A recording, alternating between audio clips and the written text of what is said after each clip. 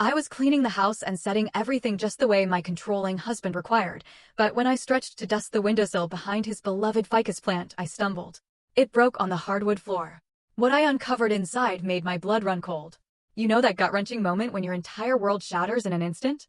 When everything you thought was true crumbles before your eyes, and you realize you've been living a lie for decades. Well, for me, it started with a broken plant pot. And what I found buried beneath the soil, it wasn't just dirt. It was the darkest secret of my husband's betrayal, a secret that made 23 years of marriage feel like 23 years of living with a complete stranger. What the hell do you even do when you realize the person sleeping next to you isn't just a stranger, but a monster? Before that Thursday afternoon in March, my name was Eileen Kyler Francisco, and I truly believed I knew my husband, Rick. I believed in our quiet suburban home, the man who kissed my forehead every morning, the one who called me sweetheart in front of our friends. I even believed that the growing cracks in our marriage were normal, just rough patches that love was supposed to endure. What I endured were small cruelties, a slow erosion of my self-worth, and daily reality where I was always walking on eggshells. I was 47, and I'd spent the last decade feeling like a ghost in my own home. It crept up so subtly, I barely noticed it at first. Rick had always been particular. His coffee mug, his newspapers, his precious ficus plant positioned exactly 3 feet from the south-facing window. But over time, his preferences morphed into rigid rules.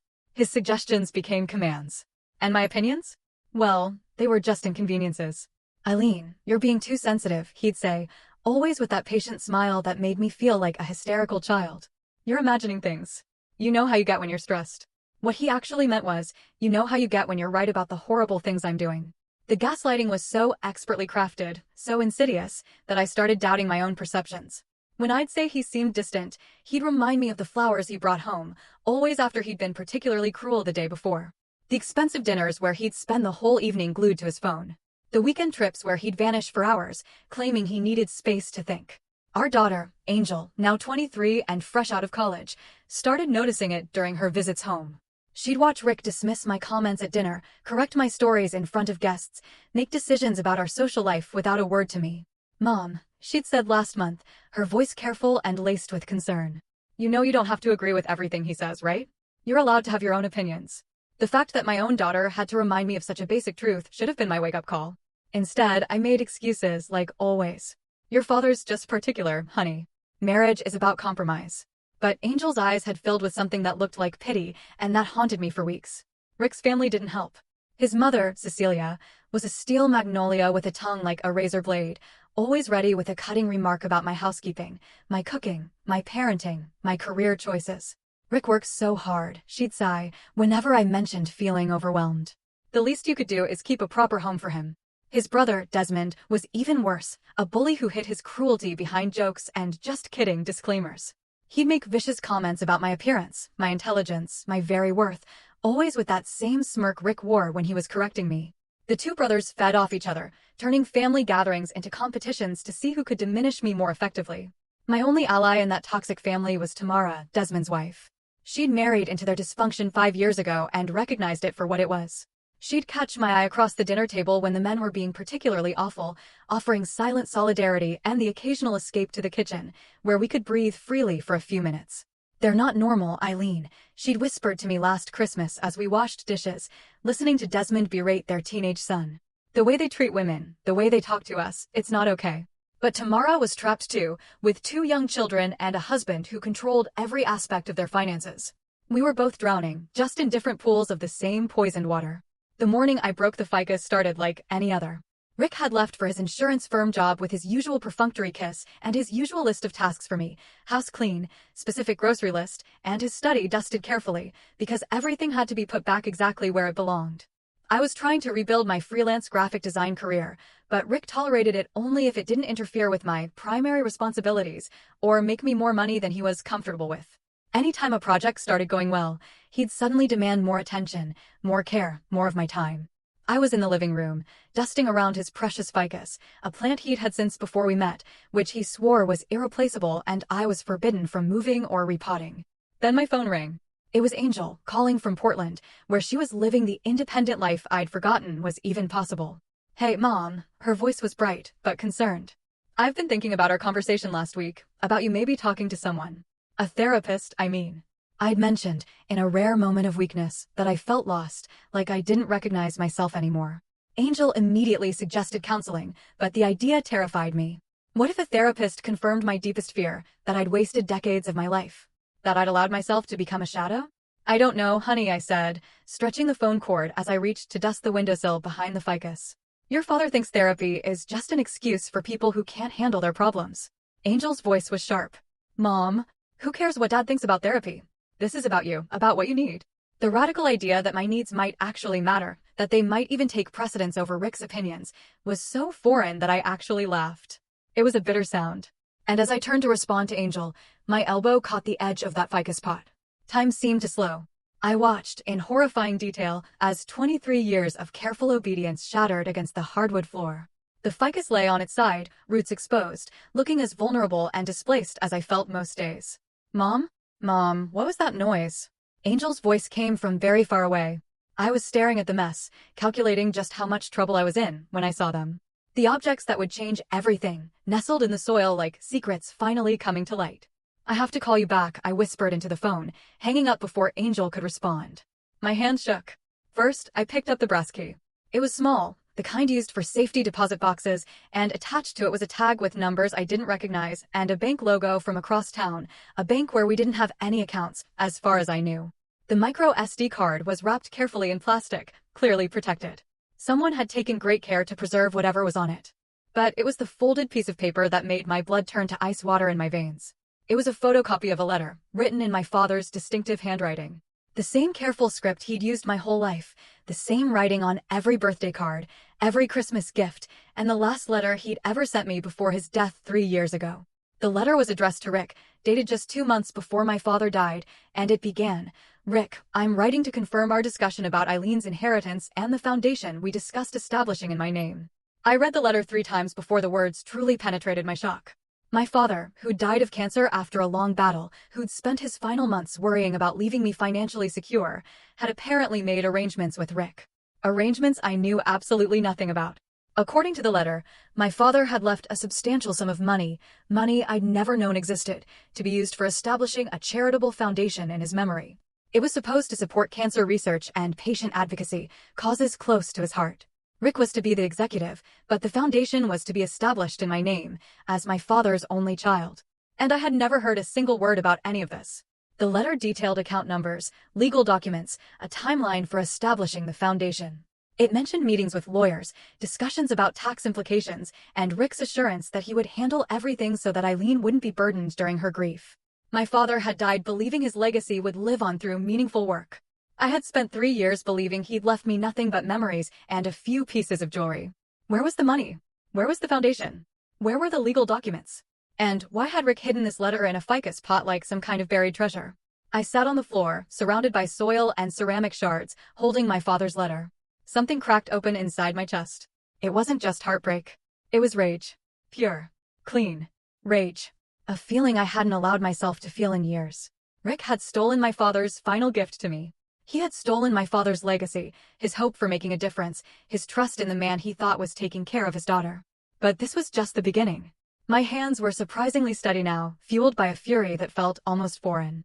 I carefully extracted the micro SD card from its plastic wrapping and plugged it into my laptop.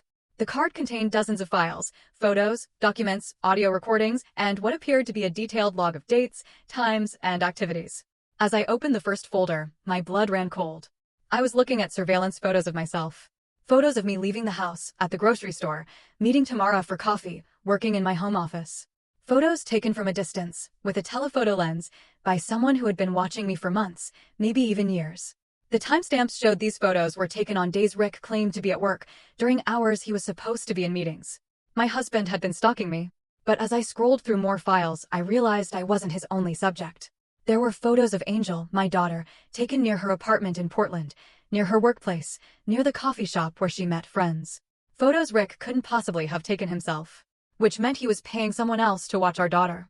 The confusion mixed with a new wave of horror. The audio files were worse. Recordings of phone conversations. My conversations. With Angel. With Tamara. With my few remaining friends. Conversations I'd had in my own home, in what I'd believed was privacy. Rick had been recording me. Listening to my private thoughts, my fears, my moments of doubt about our marriage. In one recording, I heard myself talking to Angel about feeling trapped, about wondering if I'd made a mistake staying in the marriage for so long. In another, I was talking to Tamara about Rick's controlling behavior, about how he made me feel small and stupid. He had been collecting evidence of my disloyalty, building a case against me like I was a criminal in my own life. Then came the documents folder. Legal papers that made my stomach drop right out of my body. Divorce papers already filled out, with terms that would leave me with almost nothing. A custody agreement that would give Rick primary custody of Angel, despite the fact that she was 23 and living independently. Restraining order applications, claiming I was mentally unstable and potentially dangerous. And most chilling of all, a psychiatric evaluation report with my name on it, claiming I suffered from paranoid delusions, depression, and emotional instability. The report was signed by a doctor I'd never met, dated just 2 weeks ago. Rick had been building a case to have me declared mentally incompetent. He had been planning to take everything. My father's money, my daughter, my freedom, my sanity. He was planning to leave me with nothing but a diagnosis of mental illness and a reputation as an unstable woman who couldn't be trusted. I don't know how long I sat there, staring at the evidence of my husband's complete and utter betrayal. The afternoon light shifted across the floor, illuminating the broken pot and scattered soil. And in that moment, I felt like I was seeing my life clearly for the first time in decades. Every fight. Every time he'd made me feel crazy or oversensitive. Every moment I doubted my own perceptions. It had all been calculated. He had been systematically destroying my sense of reality, my confidence, my connections to other people, preparing for the day he would take everything and leave me powerless to fight back. The cruelest part was that he'd used my father's trust to do it.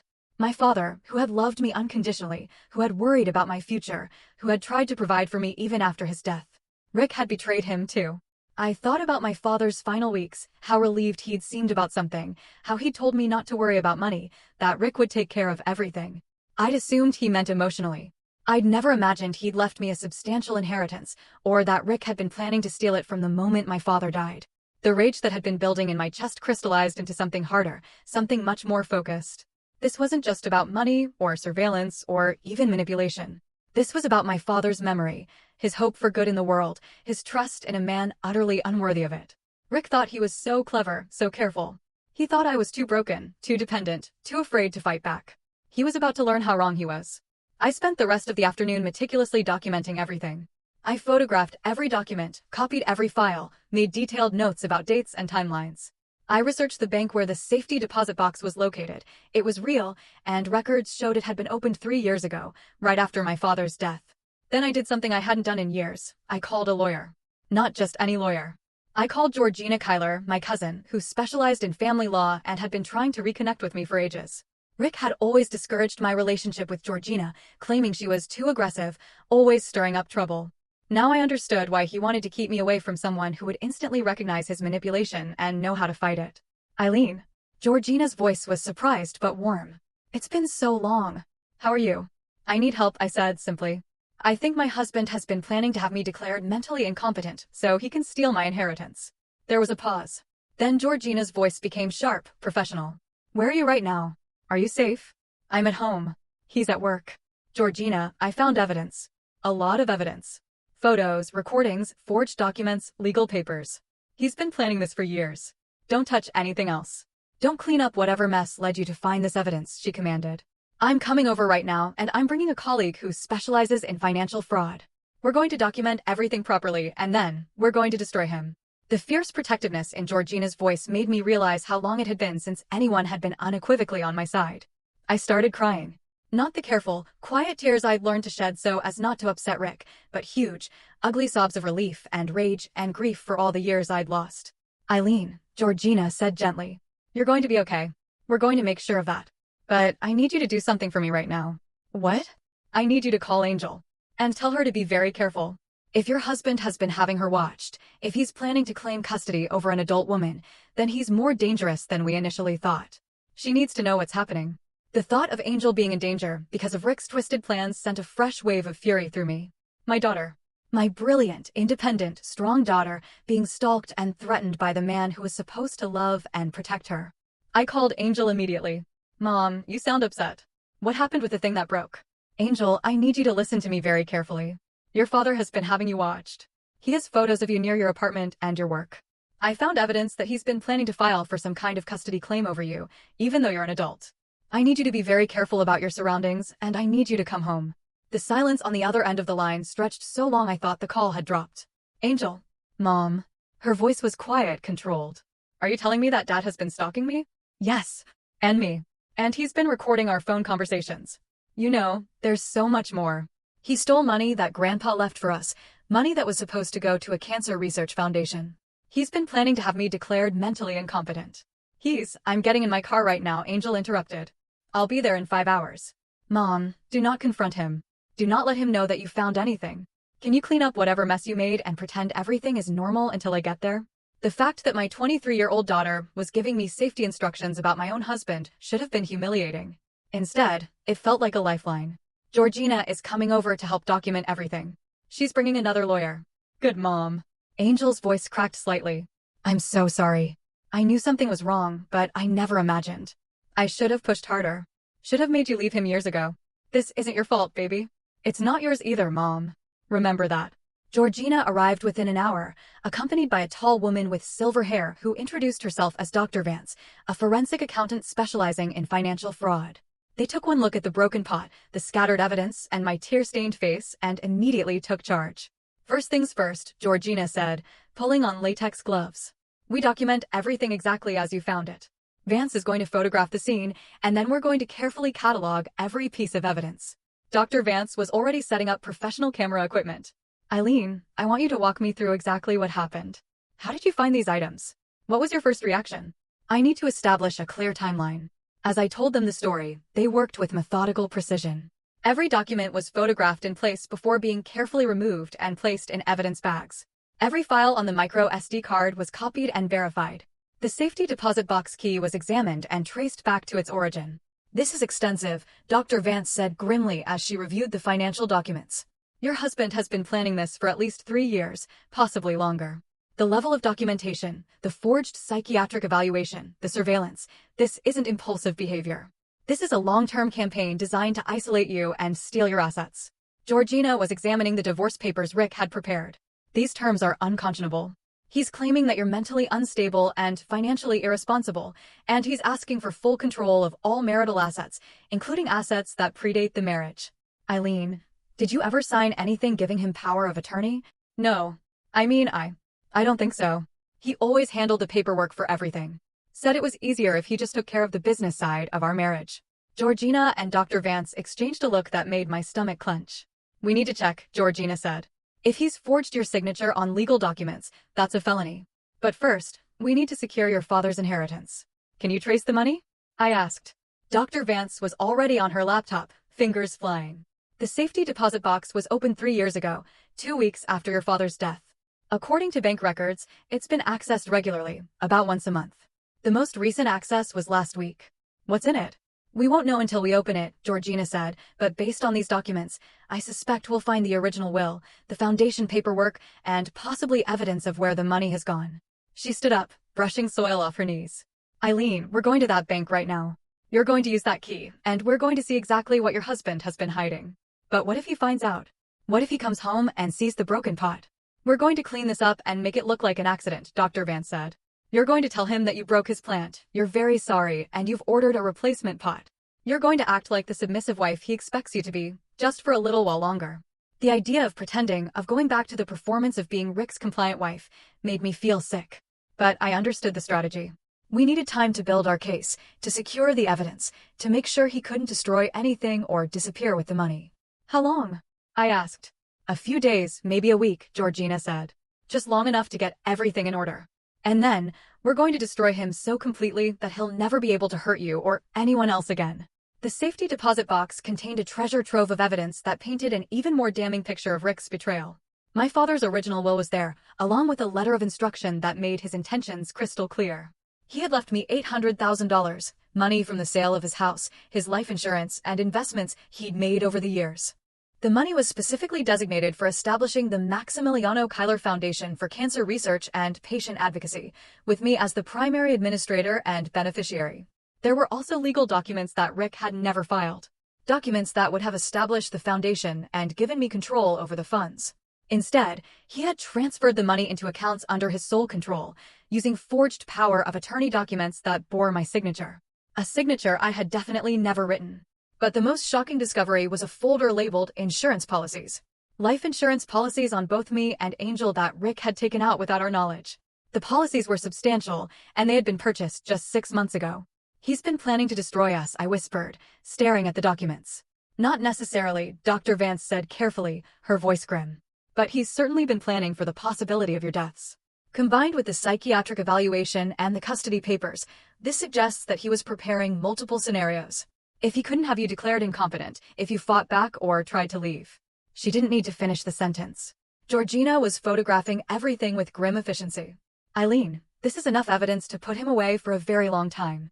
Fraud, forgery, identity theft, financial abuse, and depending on what we find when we dig deeper, possibly conspiracy and attempted murder." "But I don't want him to go to prison," I said, surprising myself. "I mean, I do, but that's not enough. Prison would be too easy. He'd become the victim.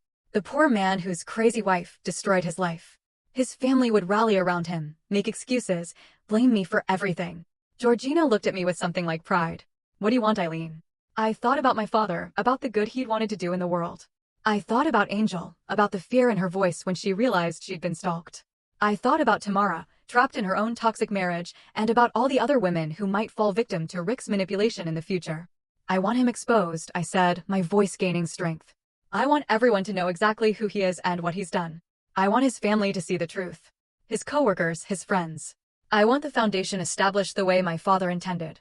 And I want Rick to lose everything. His reputation, his job, his family's respect, his sense of control. I want him to feel as powerless and humiliated as he's made me feel for 23 years. That," Georgina said with a fierce smile, "we can definitely arrange." Angel arrived that evening, just as Rick was pulling into the driveway. I had spent the afternoon cleaning up the broken pot, ordering a replacement online, and practicing my performance of contrition and anxiety. When Rick walked through the door, I was waiting with the apologetic, nervous energy he expected. "Rick, I'm so sorry," I began before he'd even set down his briefcase. "I was cleaning, and I accidentally knocked over your ficus. I broke the pot, but the plant is okay, and I've already ordered a new pot exactly like the old one." I watched his face carefully, looking for signs that he suspected anything. But Rick was so accustomed to my clumsiness, so used to my accidents and apologies, that he barely seemed surprised. "Where's the plant now?" he asked, with the long-suffering patience of a man dealing with an incompetent child.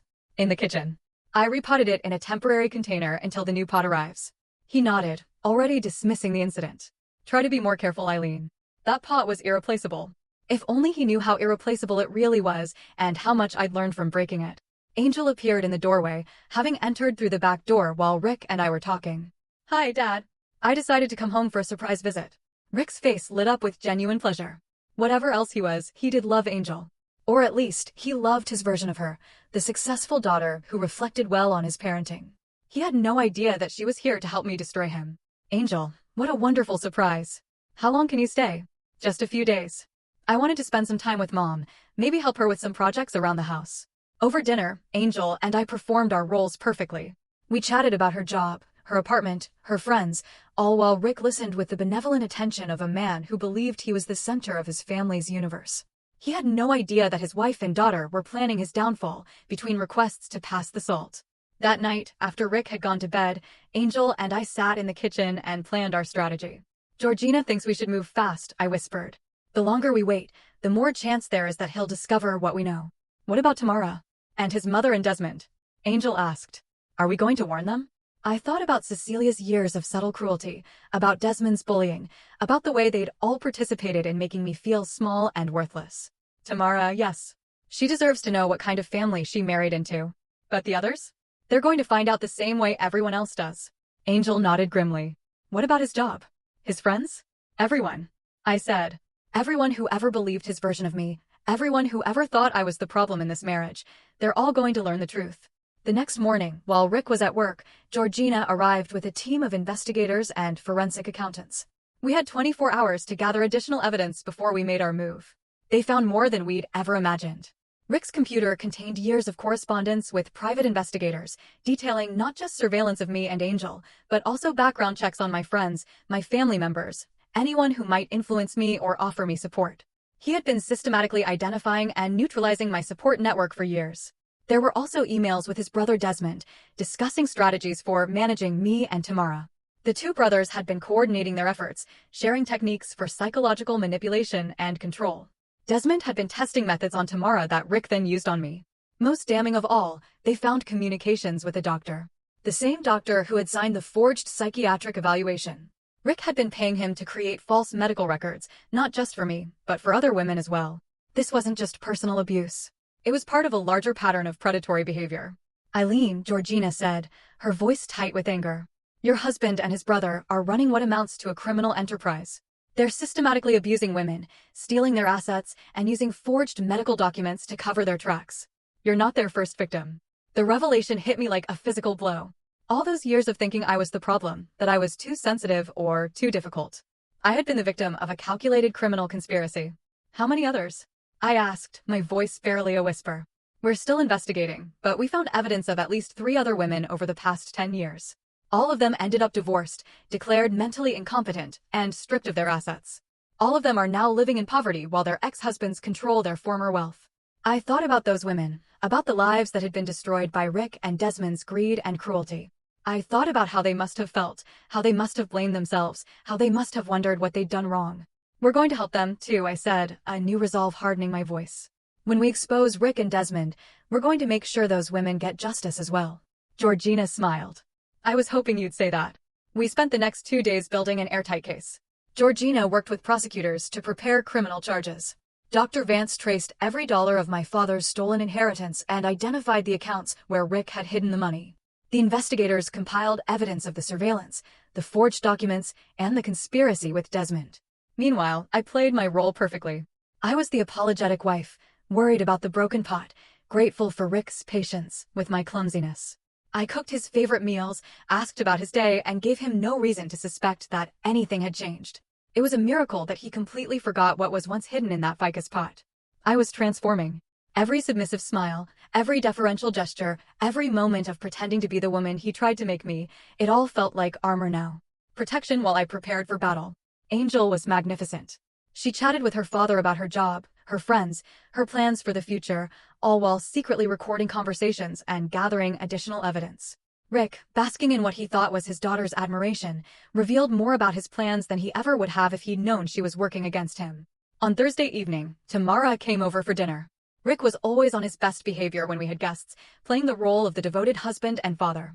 But Tamara knew what to look for now, and I could see her cataloging every subtle put down, every moment of control, every sign of the abuse she'd been too isolated to recognize in her own marriage. After dinner, while Rick was in his study, Tamara, Angel, and I sat in the living room, and I told her everything. Tamara listened in stunned silence as I described the evidence we'd found, the conspiracy between Rick and Desmond, the other victims, the stolen inheritance. When I finished, she was crying. I knew something was wrong, she whispered. Desmond has been so controlling lately, so paranoid about money and my activities. He's been asking strange questions about my family, about any inheritance I might receive when my parents die. And he's been pushing me to sign papers, financial documents that he says are just for estate planning. Don't sign anything, Angel said urgently. And Tamara, you need to get out tonight, if possible. I can't. The kids will help you, I said firmly. Georgina has resources, safe houses, legal support. You don't have to do this alone. Tamara looked at me with something like awe. You're really going to destroy them, aren't you? I'm going to expose them, I corrected. I'm going to make sure everyone knows exactly who they are and what they've done. And then I'm going to use my father's money the way he intended, to help people, to make a difference, to create something good out of all this evil. That, Tamara said, wiping her eyes, is pure poetic justice. Friday morning, Georgina called with the news I'd been waiting for. Everything is in place, she said. The prosecutors are ready to file charges.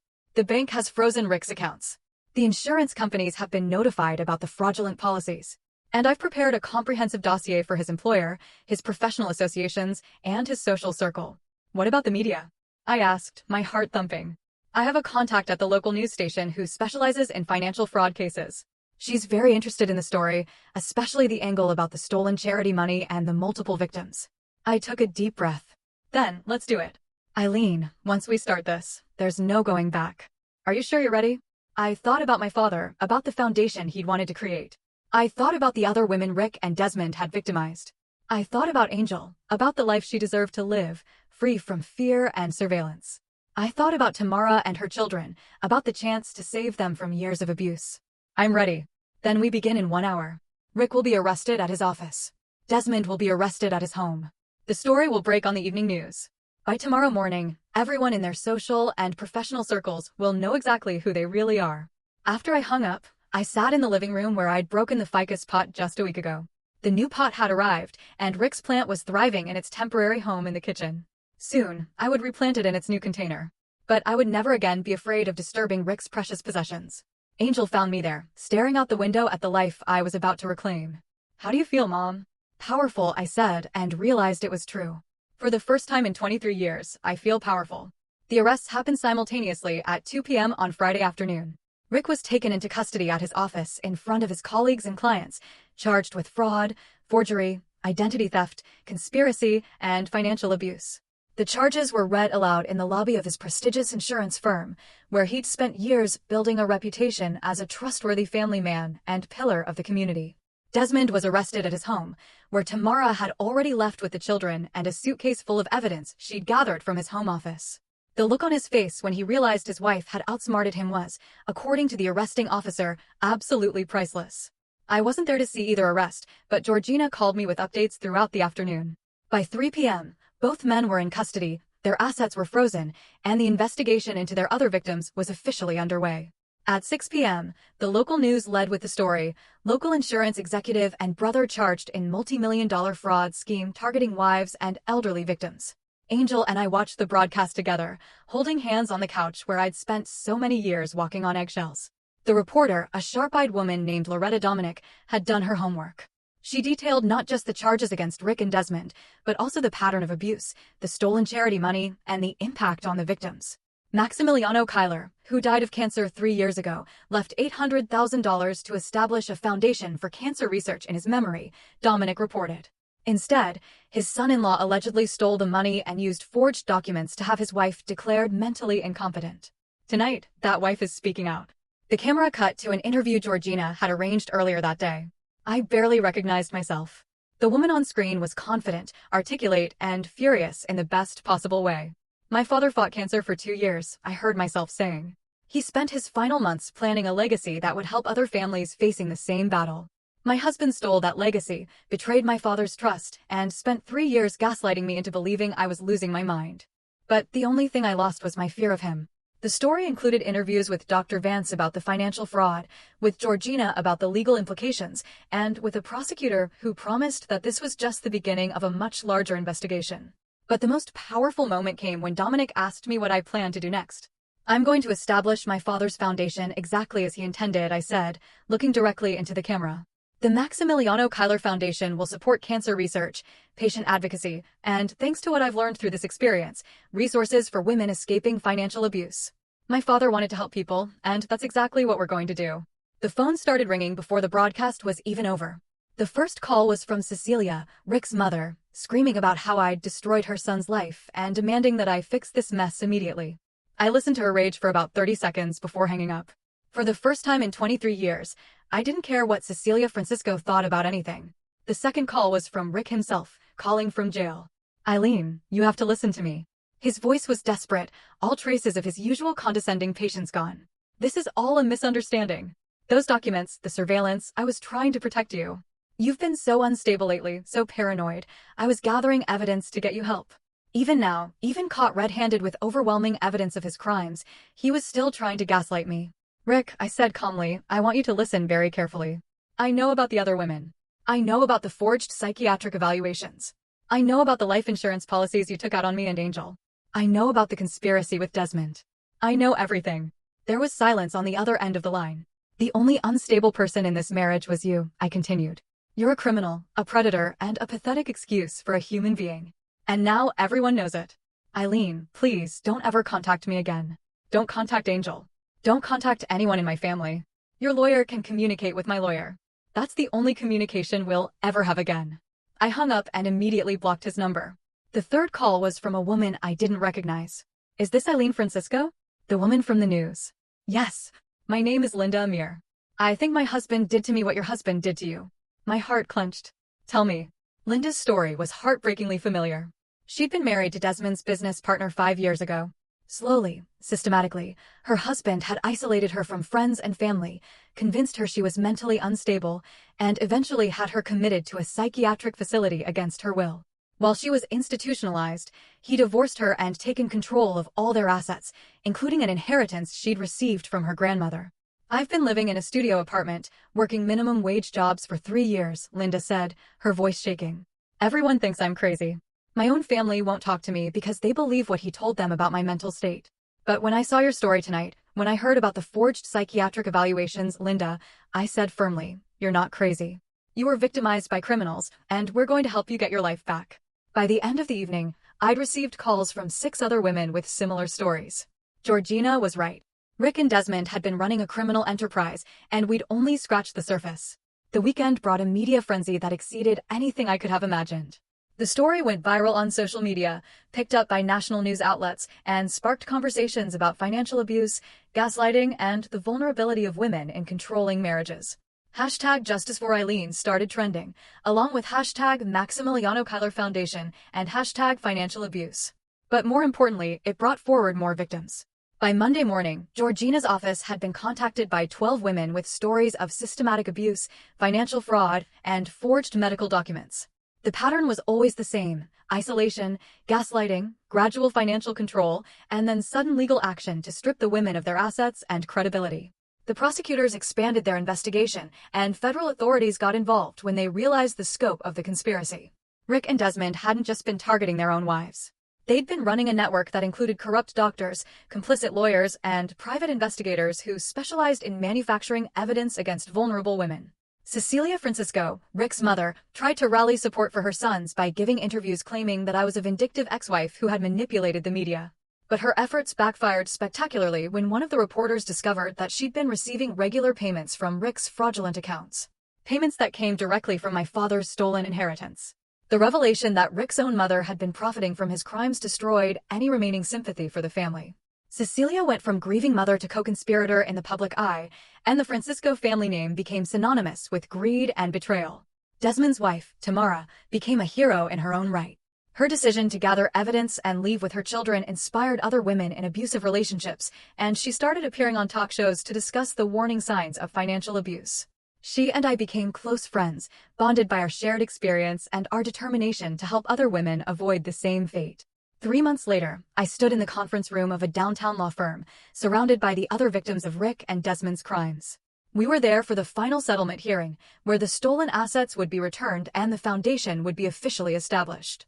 Linda Amir was there, along with 8 other women whose lives had been destroyed by the conspiracy.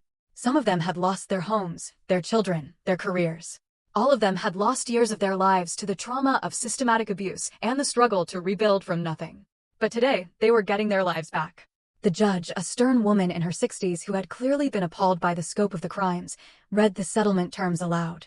Rick and Desmond would serve a minimum of 15 years in federal prison. Their assets, including the money they'd stolen from all of us, would be returned with interest. The corrupt doctors and lawyers who had participated in the conspiracy were facing their own criminal charges and civil lawsuits.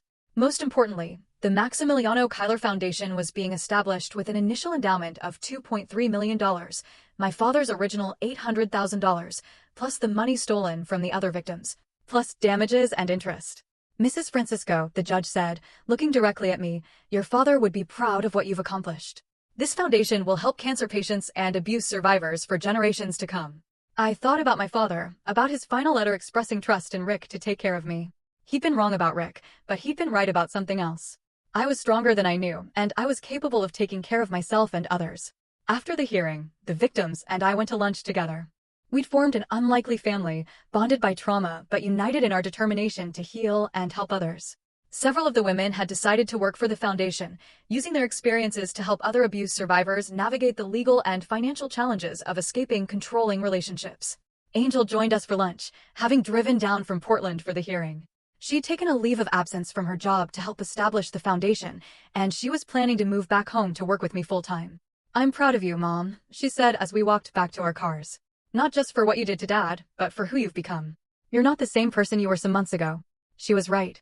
The woman who had apologized for breaking a FICUS pot was gone, replaced by someone I was still getting to know. Someone who spoke up in meetings, who made decisions without asking permission, who took up space in the world without apologizing for it. 6 months after Rick's arrest, I received a letter from him in prison. I almost threw it away without reading it, but curiosity got the better of me. The letter was 3 pages of self-pity and manipulation, claiming that he'd only been trying to protect me, that he'd made mistakes, but didn't deserve to lose everything, that I was being vindictive and cruel. The letter ended with a plea. Eileen, I know you're angry, but we had 23 years together. That has to count for something. I'm asking you to forgive me, to help me appeal my sentence, to remember the good times we shared. I'm still your husband, and I still love you. I read the letter, waiting to feel something. Anger, sadness, maybe even a trace of the old guilt and self-doubt. But all I felt was a kind of distant pity for a man who still didn't understand that love wasn't about control, that marriage wasn't about ownership, that forgiveness wasn't something he could demand or manipulate me into giving. I wrote back a single sentence. I forgive you for my own peace, but I will never forget what you did, and I will never stop fighting to make sure you can't do it to anyone else. Then I filed for divorce. 1 year after breaking the ficus pot, I stood in the lobby of the Maximiliano Kyler Foundation's new offices, watching as Angel hung a portrait of my father on the wall. The foundation had already funded 3 research projects, established a support network for abuse survivors, and helped dozens of women escape controlling relationships. The ficus plant, Rick's precious, irreplaceable ficus, sat in a place of honor near the reception desk, thriving in a beautiful new pot that I'd chosen myself. It had become a symbol of resilience, of the way something could be uprooted and replanted and grow even stronger than before. Tamara stopped by that afternoon with her children, who were thriving in their new life, free from Desmond's control. She'd started dating a kind man who treated her like an equal partner, and she was working on a book about financial abuse that would be published the following year. Do you regret it? She asked as we watched the kids play in the foundation's family room. Destroying your marriage? I mean, starting over at 47. I thought about the question seriously. My life was completely different now. Smaller in some ways, but infinitely larger in others. I lived in a modest apartment instead of a big house, but it was mine. I had less money than I'd had as Rick's wife, but I controlled every penny of it. I was single for the first time in decades, but I was learning to enjoy my own company. I didn't destroy my marriage, I said finally. I exposed it. The marriage I thought I had never existed. It was just an elaborate performance designed to keep me controlled and compliant. What I have now is real. It's mine. And it's so much better than anything I had before. That evening, Angel and I had dinner at my apartment. She decided to stay in town permanently, working for the foundation and building a life that was entirely her own choice. We'd grown closer than we'd ever been, bonded not just as mother and daughter, but as women who had survived something terrible and chosen to use that survival to help others. Mom, Angel said as we cleaned up the dishes. I have something to tell you. My heart skipped, wondering if she'd met someone, if she was moving away, if she was unhappy. I've been thinking about changing my name, she said. I don't want to be Angel Francisco anymore. I want to be Angel Kyler, like you're going to be when the divorce is final. I stopped washing dishes and turned to look at her. Are you sure? I'm sure. Francisco was never really my name anyway. It was just something I inherited from a man who turned out to be a criminal. Kyler is my grandfather's name, my heritage, my choice, and it's the name that's going to be associated with helping people instead of hurting them. I hugged her then, this brilliant young woman who had chosen to stand with me when it mattered most, who had helped me find my strength when I thought it was lost forever. 2 years later, I was invited to speak at a conference on domestic abuse and financial fraud. The audience was filled with lawyers, social workers, law enforcement officers, and survivors, people who were working to identify and stop the kind of systematic abuse that Rick and Desmond had perpetrated. I told them about the ficus pot, about the moment when my carefully controlled world shattered and revealed the truth underneath. I talked about the importance of believing women when they say something feels wrong, even when they can't articulate exactly what it is. I discussed the warning signs of financial abuse, the tactics of gaslighting, and the way predators use institutions, medical, legal, financial, to legitimize their control. But mostly, I talked about transformation. I spent 23 years believing I was weak, I told the audience. I thought I was too sensitive, too emotional, too dependent to survive on my own. My husband and his family reinforced that belief every day, in 1,000 small ways that made me doubt my own perceptions and abilities. But here's what I learned. The strength was always there. The intelligence, the courage, the capacity for independence. It was all there, just buried under years of systematic conditioning designed to make me forget who I really was. Breaking that ficus pot, mistakenly, didn't just reveal my husband's crimes. It revealed my own power. And once I remembered that I had power, once I decided to use it, there was nothing he could do to stop me. 5 years after Rick's arrest, the Maximiliano Kyler Foundation had become a nationally recognized organization. We'd helped hundreds of abuse survivors, funded groundbreaking research, and successfully lobbied for legislation that made financial abuse easier to prosecute and harder to hide. Rick and Desmond were still in prison, their appeals having been denied multiple times. The other members of their conspiracy had been convicted and sentenced, and several copycat operations had been shut down using the investigative techniques developed during our case. I'd never remarried, though I dated occasionally. I discovered that I enjoyed being single, enjoyed making decisions without consulting anyone, enjoyed the peace of a home where I never had to worry about someone's mood or approval. Angel often joked that I'd become aggressively independent, and she wasn't wrong.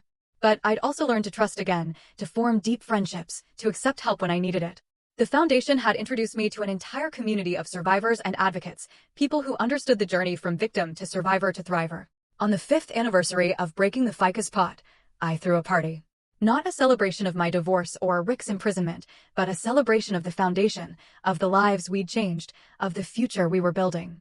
The party was held in the foundation's main conference room, surrounded by photos of the people we'd helped and the projects we'd funded. Tamara was there with her new husband and their blended family. Linda Amir was there, now working as the foundation's financial counselor. Angel was there, having just been promoted to executive director. Georgina was there, having become not just my lawyer, but one of my closest friends. And in the corner, thriving in its beautiful pot, was the ficus plant that had started it all. As I looked around the room at the faces of the people who had become my chosen family, I felt a deep sense of completion. Not the kind of ending that ties everything up in a neat bow, but the kind of resolution that comes from knowing you've used your pain to create something meaningful. Dr. Vance approached me with a glass of champagne and a knowing smile. Eileen, I have some news that I think you'll appreciate. What's that? Remember the corrupt psychiatrist who wrote your fake evaluation? Dr. Harrison. I nodded. He'd been one of the last conspirators to be sentenced, having fought the charges for years. His medical license was officially revoked today. He'll never be able to practice again, and he's facing a civil lawsuit from every woman whose life he helped destroy. The medical board cited your case specifically as an example of how the system failed to protect vulnerable patients. The news should have felt like victory, but instead it felt like justice, quiet, inevitable, and long overdue. As the evening wound down, Angel found me standing by the window, looking out at the city lights. Penny for your thoughts, Mom? I was thinking about your grandfather, I said. About how he would have loved this. Not the drama or the pain, but this, the foundation, the work we're doing, the people we're helping. He always believed that good could come from suffering if you were willing to do the work. Angel slipped her arm through mine. He'd be proud of you. Not just for surviving Dad, but for what you built afterward. You turned his stolen legacy into something even bigger than he originally imagined. She was right. The foundation had grown far beyond my father's original vision of cancer research. We now operated programs for financial abuse survivors, legal advocacy services, emergency housing assistance, and educational initiatives that taught young people to recognize the warning signs of controlling relationships. Mom, Angel said softly, can I ask you something I've always wondered about? Of course. Do you think Dad ever really loved you? Or was it all just manipulation from the beginning? I'd asked myself that question countless times over the years, in therapy, in quiet moments, in the middle of sleepless nights when the full scope of his betrayal would hit me anew. I think he loved the idea of me, I said finally. He loved having a wife who made him look good, who didn't challenge him, who made his life easier. But real love requires seeing someone as they truly are and wanting them to be happy, even if their happiness doesn't serve you. Rick never saw me as a real person with my own needs and dreams. I was just a supporting character in his story. And now I'm the protagonist of my own story, and it's a much better story than the one he was writing for me. Later that night, after everyone had gone home, I sat alone in my apartment with a cup of tea and a photo album I'd been putting together. Pictures from the last 5 years, documenting not just the foundation's work, but my own transformation. There was a photo from my first television interview, where I looked terrified but determined. Pictures from foundation events, where I gradually appeared more confident, more comfortable in my own skin. Photos with Angel, with Tamara, with the other survivors who had become my sisters in healing. And there, on the last page, was a picture Angel had taken just that morning, me standing next to the ficus plant. Both of us thriving in our new environment. I thought about the woman I'd been 5 years ago. The one who apologized for existing, who measured her worth by her husband's approval, who believed that keeping the peace was more important than keeping her dignity. That woman felt like a stranger now. Someone I remembered with compassion but could barely recognize. The transformation hadn't been easy. There had been dark nights when I questioned everything, when the loneliness felt overwhelming, when I wondered if I'd made a terrible mistake in blowing up my life. There had been moments when Rick's voice in my head was louder than my own, when I almost believed that I really was crazy, vindictive, impossible to love. But those moments had become fewer and farther between, replaced by a growing sense of my own worth, my own power, my own capacity for joy. I picked up my phone and scrolled through the messages that had come in throughout the day. Congratulations from colleagues, updates from women the foundation had helped, photos from Tamara's family vacation, a funny meme from Georgina. The next morning, I woke up early and drove to the cemetery where my father was buried. I'd started visiting him regularly after the foundation was established, updating him on our progress, telling him about the lives we'd changed, sharing the victories and challenges of the work he'd made possible. "Hi, Dad," I said, settling cross-legged on the grass beside his headstone. "I brought you the annual report." I opened the folder and began reading him the statistics, the number of women we'd helped escape abusive relationships, the patients with cancer we helped survive, the amount of money we'd recovered for fraud victims, the research projects we'd funded, the legislation we'd influenced. "But the numbers don't tell the whole story," I continued. "Yesterday, a woman named Linda, you remember Linda? She was one of Desmond's victims. She told me that she's getting married next month to a man who treats her like an equal partner, who celebrates her strength instead of trying to diminish it. She said she never thought she'd be able to trust anyone again, but the foundation helped her learn to trust herself first." I paused, watching a butterfly land on the flowers I'd brought. "And Angel, Dad, you would be so proud of Angel. She's become this incredible advocate, this fierce protector of vulnerable people. She's everything I hoped she would be, but stronger and braver than I ever imagined. She chose to stay and fight alongside me instead of running away from the mess. And I think that choice made her into the woman she was always meant to be." The morning was quiet, peaceful in a way that my life had rarely been during my marriage.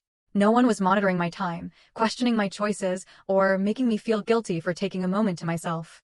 "I know you trusted Rick to take care of me," I said softly. "And I know you would feel terrible about how wrong you were about him. But Dad, in a weird way, his betrayal was the best thing that ever happened to me.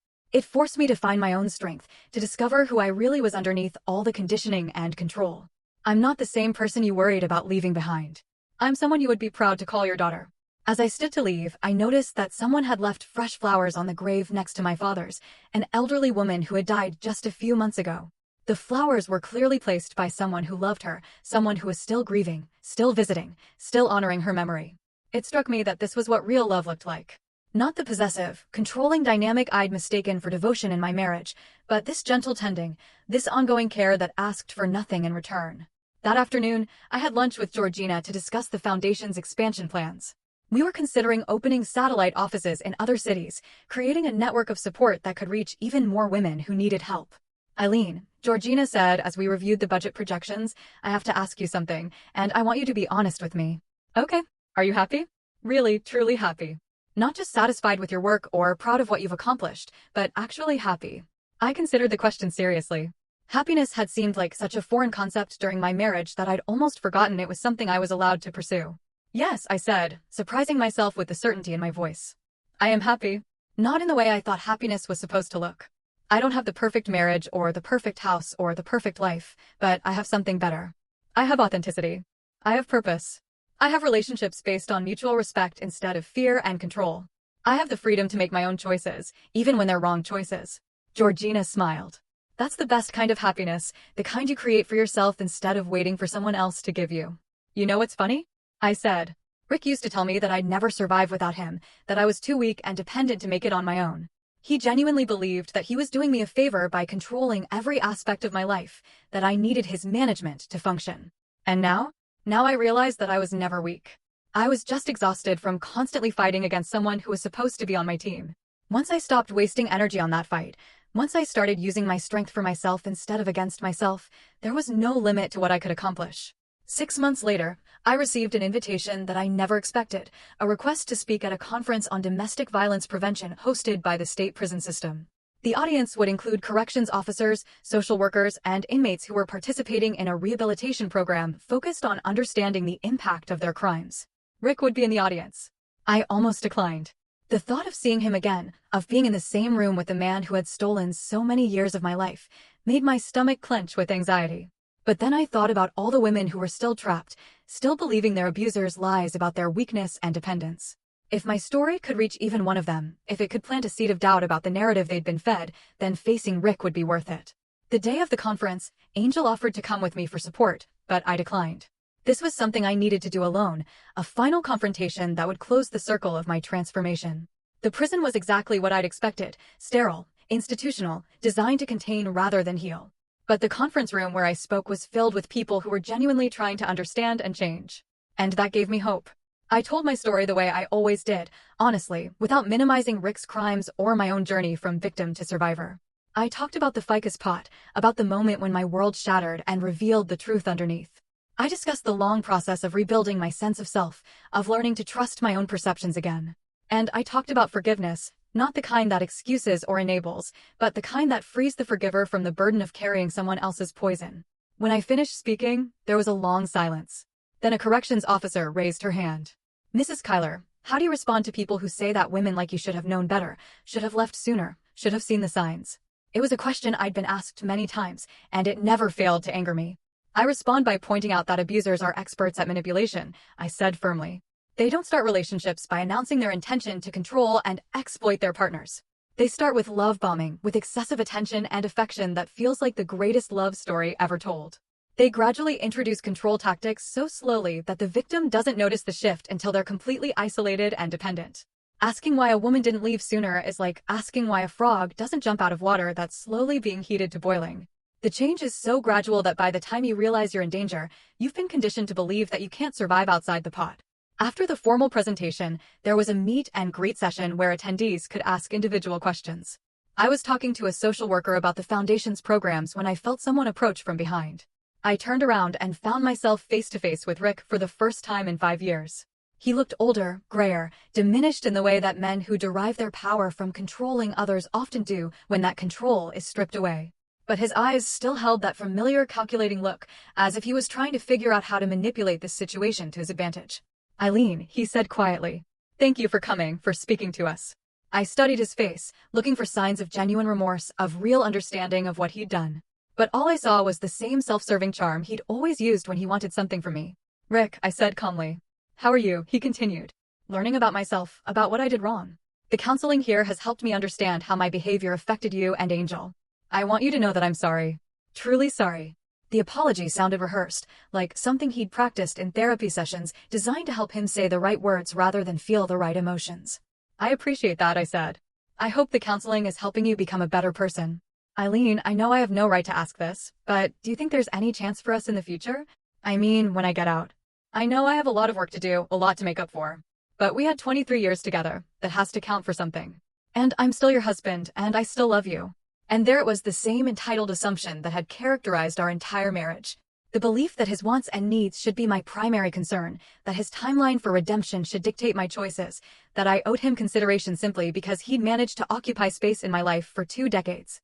"Rick," I said gently but firmly, "I want you to listen to me very carefully. I forgive you for what you did to me because carrying anger was destroying my own life. But forgiveness doesn't mean reconciliation. It doesn't mean pretending that what happened didn't happen, or that you're entitled to a second chance with me." His face began to change, the mask of contrition slipping to reveal the familiar flash of anger underneath. "I've built a life that I love," I continued. "A life based on honesty, respect, and genuine partnership with people who see me as an equal. I would never give that up to return to a relationship built on lies and control. No matter how much therapy you've had or how sorry you claim to be, but Eileen, there is no but, Rick. This conversation is over. I wish you well in your rehabilitation. And I hope you use your remaining time here to become someone who would never hurt another woman the way you hurt me. But that person, if he ever exists, will have to build relationships with people who don't know what you're capable of. I know, and I will never forget." I walked away without looking back, feeling lighter with every step. That evening, I called Angel from my hotel room to tell her about the encounter. "How do you feel?" she asked. "Free," I said without hesitation. "Completely, finally free.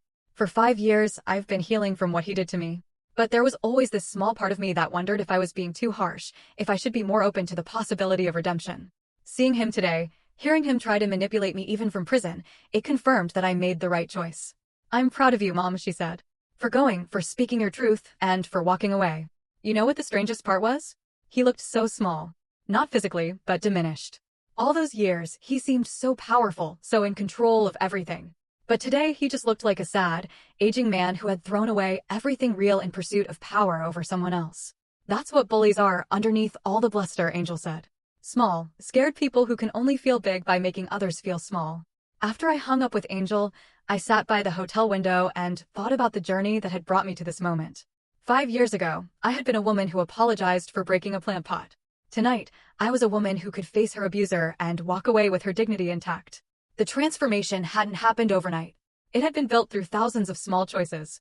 The choice to trust my own perceptions. The choice to seek help. The choice to believe that I deserved better.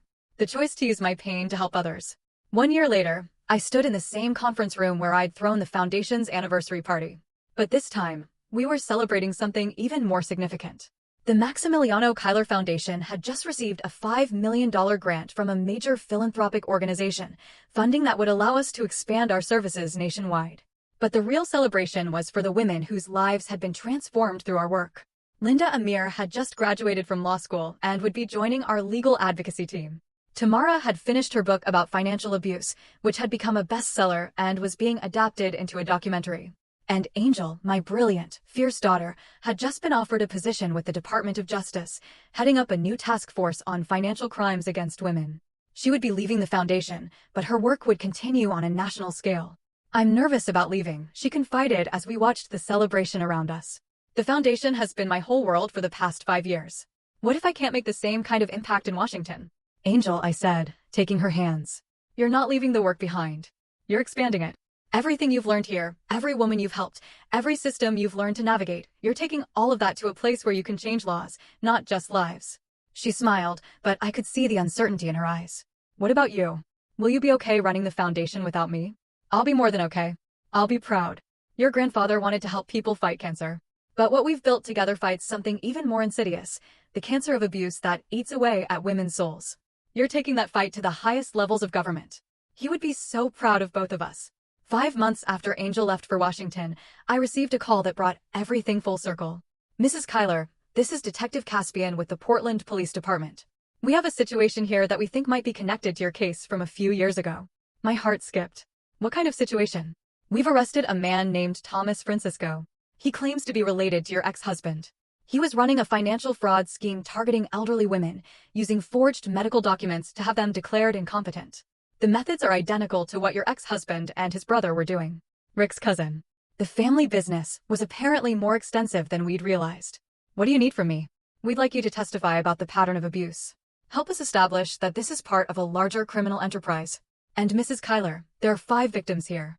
Elderly women who lost their life savings, their homes, their independence. They need someone who understands what they've been through." I was on a plane to Portland the next day.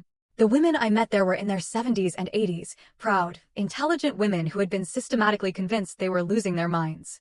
The shame and confusion in their eyes was heartbreakingly familiar. "Ladies," I said as we sat in the district attorney's conference room, "I want you to know that you are not crazy. You are not stupid. And this is not your fault. You were targeted by criminals who specialize in exploiting trust and kindness. But we're going to get your lives back." And we did. Thomas Francisco was convicted and sentenced to 20 years in prison. The women recovered most of their stolen assets. More importantly, they recovered their sense of dignity and self-worth. But the best part came 7 months later when I received a letter from one of the victims, an 82-year-old former teacher named Dorothy Walsh. "Dear Eileen," it read, "I wanted you to know that I've started volunteering with our local domestic violence shelter, helping other women recognize the signs of financial abuse. At my age, I thought my useful days were behind me. But you showed me that surviving something terrible can be the beginning of the most important work of your life. Thank you for giving me back my purpose." On the 10th anniversary of breaking the FICUS pot, I threw one final party. Not for the foundation, that would continue long after I was gone, but for myself. A celebration of a life reclaimed, a purpose discovered, a woman reborn. The party was small, intimate, held in my apartment with the people who mattered most. Angel was there, taking a rare break from her work in Washington. Tamara and her family, Georgina and her partner, Dr. Vance, and a dozen other women whose lives had intersected with mine through our shared journey from victim to survivor. The ficus plant, now enormous and thriving, sat in the place of honor by the window. It had become something of a legend in our community. The plant that broke opened a life and revealed the truth underneath. As the evening wound down, Angel found me standing by the plant, lost in thought. "What are you thinking about, Mom?" "I was thinking about that woman who broke this pot 10 years ago," I said. How terrified she was. How small she felt. How convinced she was that she couldn't survive without someone else's approval and protection. "Do you miss her?" Angel asked. I considered the question seriously. "I feel compassion for her. She was doing the best she could with what she knew at the time. But miss her? Well, she was never really me. She was just a performance I gave for so long that I forgot it wasn't real. And now I know who I really am. I'm someone who breaks things when they need to be broken. I'm someone who plants new growth in the soil of old lies. I'm someone who turns pain into purpose and trauma into triumph. Angel hugged me tightly. You're someone who saved herself and then saved everyone else she could reach. After everyone left, I sat alone with a cup of tea and a photo album. Not the one from 5 years ago, but a new one, documenting the last decade of my life. Pictures of women we'd helped, legislation we'd influenced, lives we'd changed. And there, on the last page, was a picture Angel had taken that very evening, me standing next to the ficus plant. Both of us having grown far beyond what anyone thought possible. I thought about Rick, still in prison, still believing that he was the victim of my vindictiveness rather than the architect of his own destruction. I thought about the other women who were still trapped in relationships like the one I'd escaped, still believing their abusers' lies about their weakness and dependence. But mostly, I thought about the future, about the Foundation's continued work, about Angel's impact in Washington, about all the women who would find their strength because we had found ours first. The ficus plant rustled gently in the evening breeze from the open window, its leaves catching the last light of the day. It had survived being uprooted, replanted, and completely transformed. It had grown stronger and more beautiful than it had ever been in its original, constrained environment. Just like me. I picked up my phone and typed a message to post on the Foundation's social media accounts. 10 years ago, I accidentally broke my husband's ficus pot and discovered that my entire life was built on lies. Tonight, I'm sitting next to that same plant, which has grown into something magnificent and strong. Sometimes the most beautiful growth comes from the most devastating breaks. To every woman reading this who feels trapped, who doubts her own strength, who believes she can't survive on her own, you are more powerful than you know. Grow. Within minutes, the responses started pouring in. Women sharing their own stories of escape and transformation. Others asking for help, still others offering support and encouragement to those who were still trapped. I smiled and closed the laptop. Tomorrow, there would be more work to do, more women to help, more lives to change. But tonight, I was simply a woman who had broken free from a beautiful prison and built something real and meaningful from the pieces.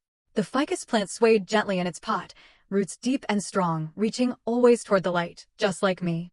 This story of finding power in brokenness, it's something I hope resonates with you. Have you ever had a moment where everything you thought you knew shattered, only for something stronger to grow in its place? Or maybe you've had to walk away from a relationship that was slowly eroding who you are. Tell me what you think, what you would have done in my place, or just share your own experience in the comments below. I really want to know.